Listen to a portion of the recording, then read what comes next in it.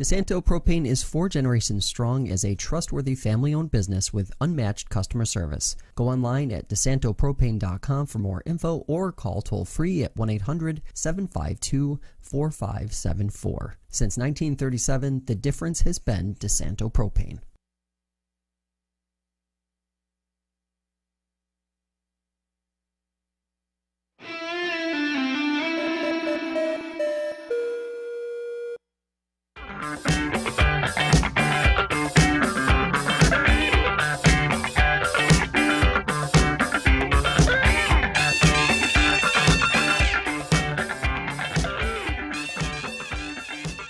Happy Thursday, everybody. Welcome into the FL1 betting preview here on MidwayLakes1.com. Paul Russo, Jim Senecropia, and Kyle Evans here with you ahead of a big week of football, week 17 of the NFL to pick from. We got college football playoff finally getting going on Monday next week, in addition to some bowl games and stuff like that.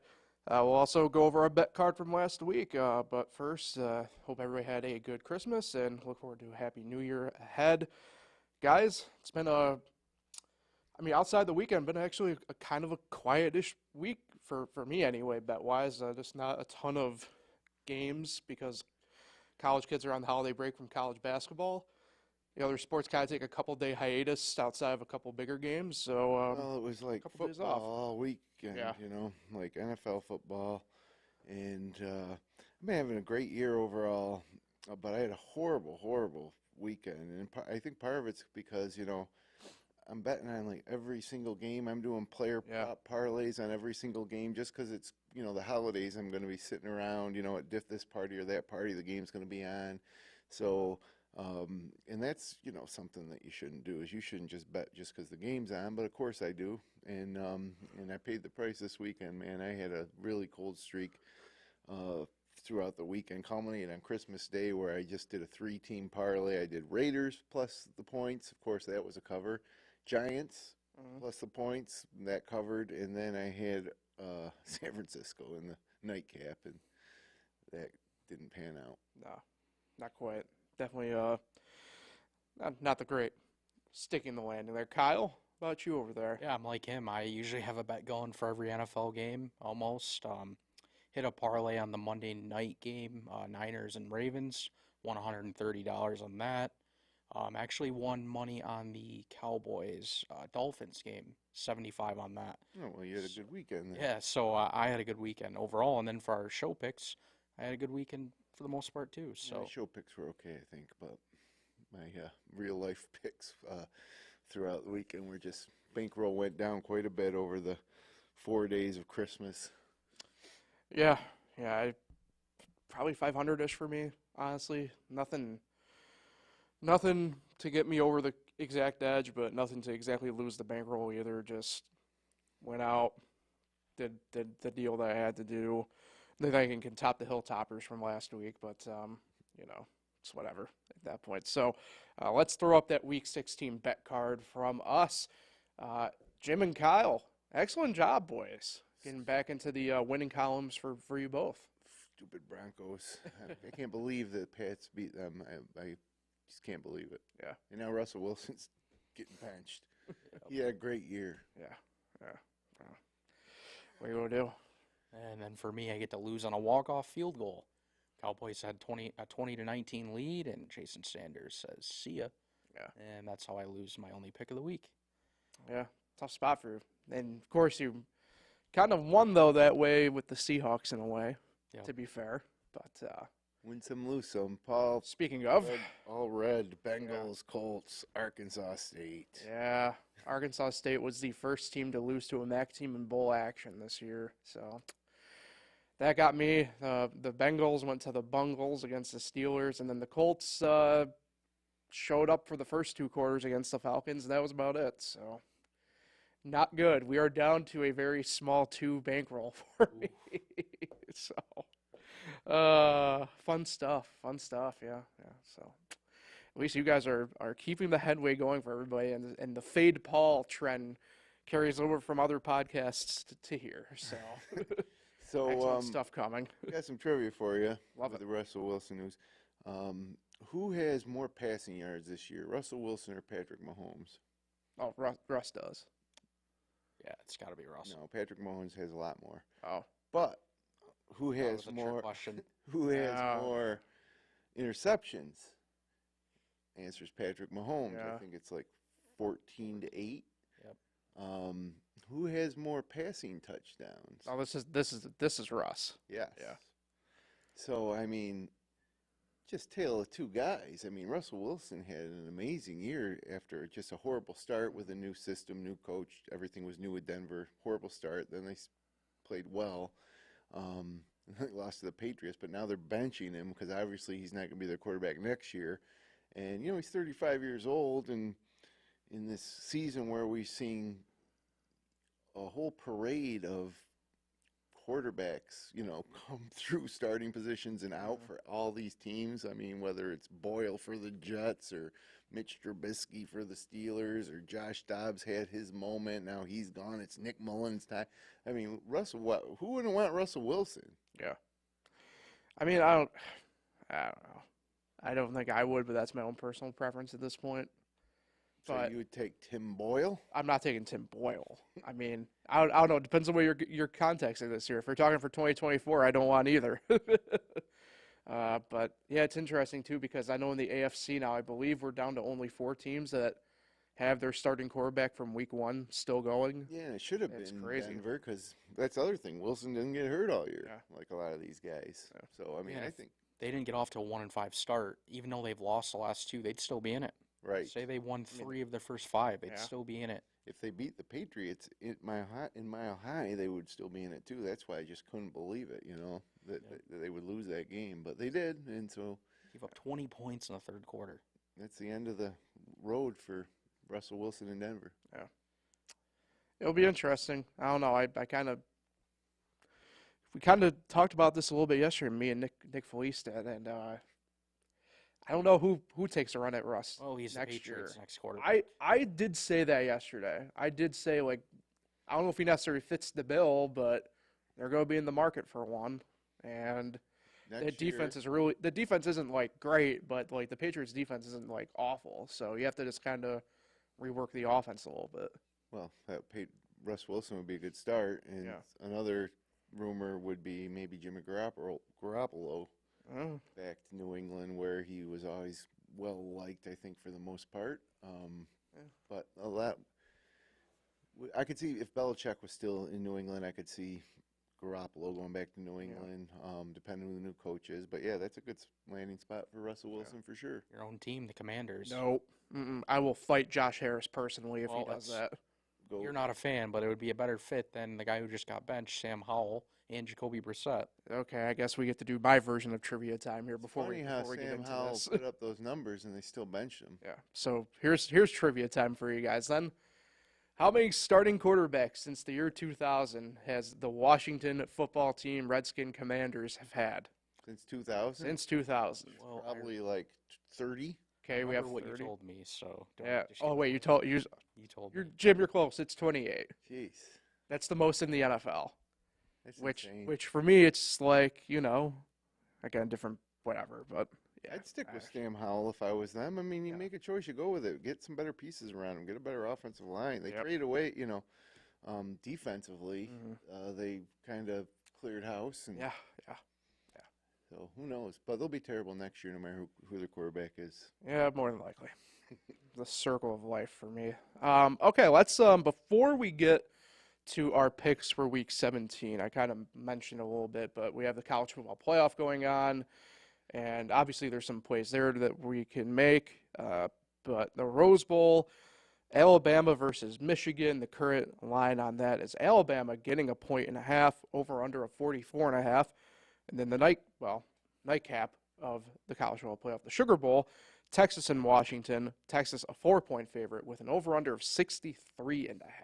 Yep, different Crazy. games. Yes. I don't like the Rose Bowl being a SEC team, first of all, but it's just a sign of the times, obviously. It's traditionally Pac-10 versus Big Ten, but that's another story. But I got the line at 45.5 for the over. I don't know if it moved or we got a different spot. I got off DraftKings last night. I looked at DK this morning. Yeah. This morning, so maybe it did move back down. to 44. The only reason I say that is because I like the under. Right. Michigan's got a good defense. I think this is one of those games where you get a couple of great defenses together and they just dominate the ball game, similar to, I think it was 2011 when LSU and Alabama played to like a 9-6. 9-6, yeah. Yeah, I see that type of deal. The only thing that worries me a little is that the Big Ten was horrible, so it kind of skews your defensive stats a little bit. I mean, the offense in the Big Ten was horrible. Yeah. So I don't know, but Alabama did not put up points this year. I mean, they won a lot of games in the high teens and 20s. So I'm going to probably go under on that one. Yeah. And this is obviously very relative, what I'm about to say, because, I mean, contextually, it's arbitrary, right? But this is probably the worst offense Nick Saban's had at Alabama, which, again, it's very relative. You probably stick this version of an offense on half of the country at this point, and it'd be their best also in that same time frame, in theory. But I agree with you, Jim. You have two really, really, really, really good defenses going at each other, in my mind. And I do agree with you. Maybe the Michigan one is slightly skewed because of the Big Ten, but they played at least the regular season in what ended up being the better half of the offenses in the Big Ten East, which, again, not saying a ton, but, there's a little bit of more firepower in the East than there was in the West. I have trouble picking a winner in that game, though. That's I agree with you. I don't know who to. You don't want to bet against Nick Saban, right? Yeah. And, I was hoping to go back to something a month ago when we were kind of discussing this, right? I was hoping that a lot of the public was going to hop on Alabama, and they did initially, but it's plateaued. I was really hoping Michigan would somehow get to being the underdog in this, because I think that would be an opportune play. But now looking at it, you have to look at the other side of the coin here. You give Nick Saban over, like I said, 3 weeks, month to prepare here for a team. That usually doesn't bode well for opponents. I can tell you that much. Alabama doesn't even belong in there, if you ask me. I mean, they lost to Texas. They needed a 4th and goal from the 31-yard line conversion to beat Auburn. So, meanwhile, undefeated Florida State's at home. And so if I gun to my head, I'd take Michigan. But like I said, I'd rather just take the under. But I don't think this is the same Alabama team everybody's come to fear. No, it's not. I mean, I don't think there's. Like I said, I mean, it's relative, right? Because, like I said, I think you stick this offense on, like, say Syracuse. It's probably one of the best offenses that the Syracuse has had in the same time frame. Well, 2024, that might not be true. Fran Brown's doing work. Right. So. What do you like in this game? Give me Michigan. Okay. -1.5. Oh, okay. How about that? Gut feeling? Yeah. Or? Just a gut feeling. Yeah, I mean, Jim Harbaugh is. I think I bet against Michigan twice this year, and I was wrong both times. Yeah, might have been Penn State. Yeah. It was at Penn State where I thought they'd be exposed, and then there was another time I bet against. That Penn State game too was the first of that 3-game suspension deal too, where he was on the flight and everything when it happened. So I think everybody was on the Penn State train that day. But they keep winning, and now here they are. Yeah. Yeah, I don't, like I said, I'm with you, Jim. If you force me into picking one team, like on a heads up, I'm probably going Michigan as well here, but I prefer the Sugar Bowl options better. I struggle with both of these. Yeah, I mean, you get to this point, it's always kind of tough to bet, right? I mean, you get to this point, not to say every team's kind of even. I mean, I don't think it's like the NFL in that sense, but the teams are closer at this point than other matchups throughout the year, for the most part. Texas-Washington in the Sugar Bowl, that's an interesting one because, by the way, Jim, they were petitioning to get Washington, Texas into the Rose Bowl as opposed to the Sugar Bowl, but that didn't work. No, not. I know it's not quite Pac-12, Big Ten, but it would have been Pac-12 and Big 12, so a little bit closer, I'd say, than the SEC. Either way, this is to me, though, the more intriguing matchup because I view it as a really good defense against a really good offense, and two probably slept on opposite sides of the ball. And Neither team's too impressive on the secondary. Yeah, Washington's got a group of wide receivers that are better than anybody. Yeah. I don't know. Originally I liked Texas -4 because I think they've been a little underrated all year long. I think, and they finally got over the hump. Some real good Texas teams have not been able to get to this point over the past 10 years. But this Washington team's obviously special. It's another team that I don't know if I bet against, but I wasn't willing to pick, and they just keep winning and winning and winning. Yeah. They play a tough schedule. Pac-10 was tough this year. Yeah. Again, I don't know. I mean, my gut goes Texas -4, but I might not do anything with this one. Yeah, I'm not gonna. Not to spoil it, but I can't pick this game just yet because it's part of my two picks I get to make. So over maybe the 60-something. Yeah. I could see this being a 38-35 game. What's interesting here too is there's a lot of different things. Like Steve Sarkisian, right, head coach for Texas, I wouldn't say has this baggage of not being able to get it done kind of when it matters. He's kind of been able to shake that now the past couple of years, beating Alabama, beating Oklahoma, kind of handling some bigger situations, right? But this is the biggest test yet for him. I mean, gotta remember he was more or less ran out of USC at the end there, and it'll be interesting. Kalen DeBoer, the head coach for Washington, incredibly great head coach of the year actually. He won it this year for D1, so they got that riding. And obviously Penix, the Heisman runner-up. There's a lot of award winners on that Washington side as well. Who do you like? Give me Texas -4. Yeah. And I'll probably take the over. I agree with it's going to be a high-scoring game. It's a lot of points, but it's maybe not so much in a college game. 63.5, yeah. Yeah, there used to be the adage a couple of years ago that I know, Kyle, you probably don't know, and Jim, I don't know if you remember, but the Pac-12 and the Big 10 or the Big 12 used to be you hammer the overs and you don't think twice about it. It's very interesting, though, this time around. You got them both against each other. It's been about a year since that was really actually the case of going by that logic. Future SEC versus Big Ten matchup. Yeah, it is. Something's got to be done about college football. I really do think something will be done. I think it'll come to a head in a few years as these schools experience the hardship of the long traveling for other Olympic sports.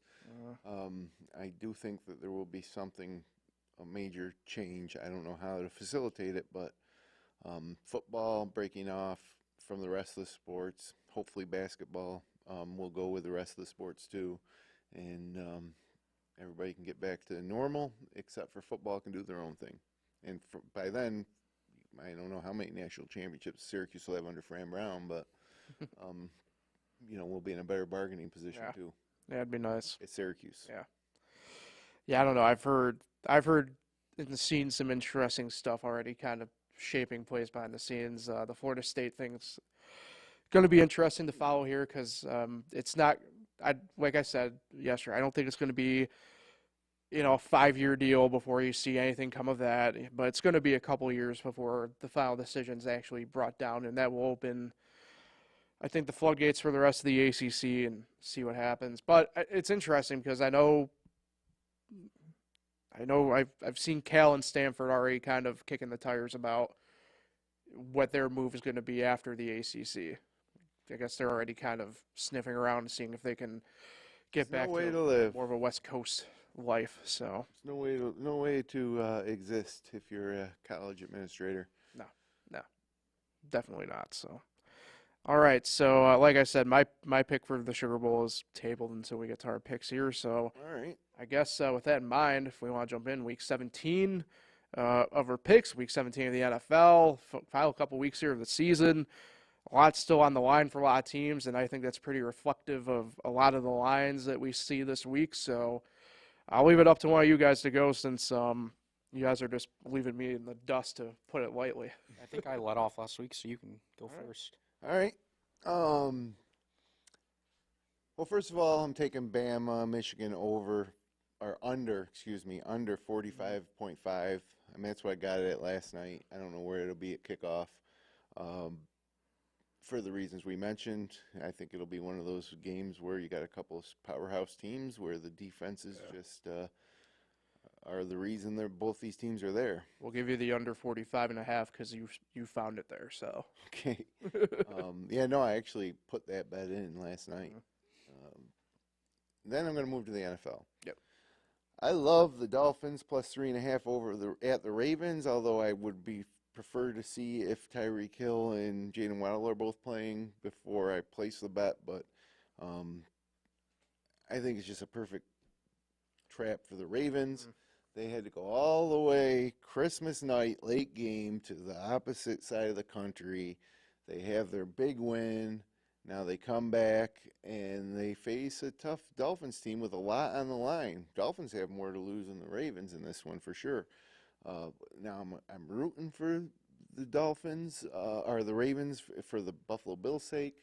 So that final week game can be a prime time, for the AFC East title between the Bills and the Dolphins. But I got to tell you, Dolphins getting 3.5 getting 3.5 in this spot. I kind of like it. So obviously you could win outright and cover in that situation when you think about it. That's true. So you could get the Ravens just winning by less than a field goal, and then the Bills would have their shot, and I'd win my bet. But again, I would definitely not feel as good about this pick if Tyreek Hill wasn't playing. Jalen Waddle, I'd probably still let it ride, but if Hill's not playing for some reason, what about flip flop it? If Waddle was playing and Hill was out, yeah. I wouldn't like that either. But Waddle hasn't been the same this year. He's been riding injuries all year, and frankly, he's not as good as Tyreek Hill. Nobody is, probably, in the NFL. I mean, Tyreek Hill was an MVP candidate until he got hurt. So, anyways, wait and see the injury report on that one. But I'll log it in there, let it ride. I think it's a trap game for the Ravens either way. And then I like Tampa Bay minus 2.5 against the Saints at home in Tampa. I think that everybody slept on the Buccaneers all year long. I think Baker Mayfield's got something to prove. I think they got more to play for than the Saints. They've overachieved all season long. So that's what I'm going with. I also should note I put in a futures bet plus, what was it? I can't remember. But I put a futures bet on Cleveland to win the Super Bowl. Love it. Plus 4,000 maybe. Ooh. Something like that. All right. They had higher odds than a lot of teams at this point. I don't get it because Flacco's got the experience. He's got the postseason experience. He's now integrated well with the team. They got maybe the best defense in the league, and they've just been winning games like all season long. Yeah. Yeah, it says plus 4,500. But maybe that changed since you did it, or maybe that was. No, it was something like that. I don't remember, but I did. I threw $10 on it, and I would hedge the heck out of it if they got to the AFC Championship, or especially if they got to the Super Bowl. I don't think the Browns will win the Super Bowl, but I think they could get there. I've been looking at the AFC all year long and just wondering who's going to come out of there. I mean, it's just not as clear cut as you probably thought it was heading into the season. I mean, the Chiefs certainly aren't going to do it, I don't think, at this point, but they could still. So could Cleveland, and so could Miami, and so could Buffalo, and so could Baltimore, obviously, who's the darling now. In the NFC, it's a little more well-defined. You're going to get either the 49ers or the Eagles. I don't think anybody seriously thinks the Cowboys are going to do it, but I guess some Cowboys fans are thinking they'll do it, but I don't. They have Jacksonville at 3,500. Yeah, that's right. Jacksonville better than Cleveland. Who would you take? Cleveland. So Jacksonville could miss the playoffs if they lose out. Yeah, that's true. It's a three-way tie in the South. And Cleveland pretty much is locked into the postseason. Yeah. I saw that. I always like to look at the futures as they change week to week, and I just thought that was a bargain for Cleveland. So I laid it down. But anyways, my 3 picks, I got the under in the Bama-Michigan game. I got Dolphins plus 3.5. I got Bucks minus 2.5. Love it. Kyle. All right, I'm going to start with the Saturday night game and take the Lions-Cowboys over. The Cowboys are averaging 40 points per game at home this year. Both defenses are not that great, especially the Lions. I mean, they gave up 24 to the Vikings. What's the number on it's that? 53.5. Sorry, I should have noted that right away. So yeah, over 53.5. It's the highest total this year. Apparently, the next closest was 53, the Dolphins-Bills back earlier in the year. And of course, that went over. And my second pick, I'm on the opposite side of you. I'm going to take the Ravens minus 3.5 at home against the Dolphins. Nice. Mano y mano. I guess my reasoning for that is just I think the Ravens are going to lock up the 1 seed, and I think they're going to get it done this weekend. And the Dolphins are only 4-3 on the road. They're 7-1 at home. So remember, didn't they lose in Tennessee that night? Yeah, they did. Yeah, they're just a different team on the road, it seems. I don't know. Yeah, 4-3 it's like the is Cowboys. not a bad road record. Yeah, it's not bad, but it's not great. So I'm just going to stick with that. And then this one, I just don't think the Commanders are going to hang with the 49ers. You're right, So Kyle. give me minus 12.5. 49ers are going to bounce back in a big way against a really bad defense. Yep. And Jacoby Brissett's going to have a horrible day. Commanders are horrible. Yep. Maybe worse than the Giants. Yes. No, we have statistical proof of that this year. Yeah, they played and it didn't go well for Washington. Yes, correct. Yeah, so real quickly, what's going to happen next year? Rivera's going to be gone, obviously. Who's going to be the next coach? I have no idea on that front. I like that No clue. hire. Did you like the hire when they hired? Oh, at the time, yeah. At the time, not anymore. Yeah, it just did not work out well, and giving Ron Rivera full control is not the right move. Who would have thought? Dan Snyder making terrible decisions right up to the very end. So, yeah. So Anyway. What did the Commanders start 2-0? Something like that. And now they're like, what have they lost? Like 10 of their last 11 or something crazy? Pretty much. Yeah. Ooh. Yeah. I might want to take that San Francisco God plus bless 'em. 12 too instead of the Dolphins. God bless America. I am hesitant to put that in because I want to see the final injury report. Or actually, if I could just see how they practice today, it would probably change Yeah, my I was bet. trying to look for that. I'll keep looking while you go, Paul. Yeah. So I have 2 picks because that's all I have left. So we're just going to damn the torpedo and go for it here. Jim, I'm riding with you. Tampa Bay minus 2.5 against New Orleans. Nice. I don't know if it's necessarily like the lock of the week type deal, but that's a really good Tampa Bay team, and that New Orleans team is it's not the mystery box that you like having around, that's for sure. Right. So I'm going to go with that. Plus, I defend Baker Mayfield to the very end at this point. So, and then This made me a convert this season. I was never a big Baker Mayfield fan, but man, he's done a great job. And the truth of the matter is, he's had a better year this year than Tom Brady had last year in Tampa. Yeah. And most people would say that's blasphemy, but it's true. Yeah, no, I definitely. And then my last pick is I'm doing Washington plus 4 against Texas. I'm gonna take the points here. Wait, Washington plus 4 against Texas. Oh, okay. Yeah, I yeah. was thinking. No. We aren't doing some alt line nonsense. No. Look, if we're talking Commanders, I want them to get a good draft pick. They need to lose. I want them to lose. The Washington Huskies, on the other hand, I want them to be seeing the championship in 2 Mondays from now. So what's the I'm gonna go future with that. odds on Washington to win it all? Because I think that's not a bad bet. yeah, I think they probably have the longest. If they have the longest, that's not a bad bet. I'm telling you. No, I agree with that. Let me see if I can whip that up quick. Kyle, you got any news on the injury front by chance? No, I think they're still practicing, Yeah. so no update yet. We'll find out How about later. that? So, let's see here. The future on Washington, you said? Futures. Washington is the longest at plus 700. 700. Yeah. See, I don't think plus 700 is enough. Well, maybe that's not Compared to the others where Michigan is 195, Alabama's 205, and Texas is 260. Yeah, $10 to win 70, and then Washington has to win 2 games. Yeah, maybe. I don't know if I'm that confident. Yeah. If it was like plus 1,200, I'd be on it probably. Yeah. I'll probably be on it anyways. Cause There you go. I can't help myself. So I get an update. Jalen Waddle and Raheem Mostert did not practice for a second straight day. Tyreek Hill did. and A-Chain, but they're both in red non-contact jerseys. Well, it's only Thursday, and that game is Sunday. Yep. Yeah, no, I'm riding with it. That's my pick. All right. I think we're all locked in then. How about that? So, all right, guys. I think that about does it. Recapped everything we had to get to and talked about everything we had to. So, Happy New Year. We'll see everybody next year. Next time, no college. Or actually, no, we'll have the championship game still to preview. Yep. And then the next episode after that will be all NFL playoffs. Yep. So, how about that? Crazy. It's crazy how almost here. time flies. So, yeah.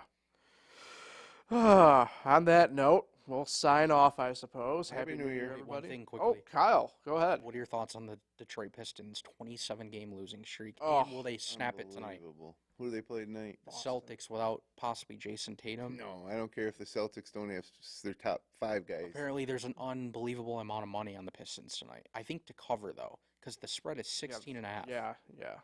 It's a big line in that sense. Yeah. I took the Pistons last week when they played the Utah Jazz because the Jazz were without 8 guys, which means they had to call up 8 guys from their G League affiliate to play in that game. They still lost. The Pistons still lost to the Jazz. So they had a lead late the other night in Brooklyn. Yeah. Still lost. Yeah. So normally I'd be somewhere along the lines of like in that sense where it's like they got to win at some point type deal. But I'm with Jim on this point. I don't. They could be without both Jason Tatum and Jaylen Brown. I think I'm still taking the Celtics no matter what. If the Lions stumble here early, man, sucks to be a Detroit sports fan. Oof. The Pistons are terrible. The Tigers are awful. I mean, the Lions have been the only redeeming. The Red Wings are a 500 squad. They'll be a playoff team, you think? They might. Yeah. So I mean, maybe that would be a little bit of hope for your Detroit sports fans. Tigers ain't bad. They're not. No, I mean, when's the last time they've been in the playoffs? Well, in that situation, I can't remember. Was Gorman Thomas on the team, or was Champ Summers on the team? That's just brutal. They made the World Series like a decade ago. So it's going on 10 years if they don't make it in 2024. Yeah, so a lot of losing in Detroit lately. Especially, too, if Michigan loses for whatever reason. That's right. Yeesh. You might be onto something, Jim. Oh, God. Okay, well, now that we've started a war with the eastern side of a state, I say we get on out of there on that note officially then. So appreciate you guys, as always. Thanks for tuning in and watching. Good luck on your bets. We will talk with everybody next Thursday.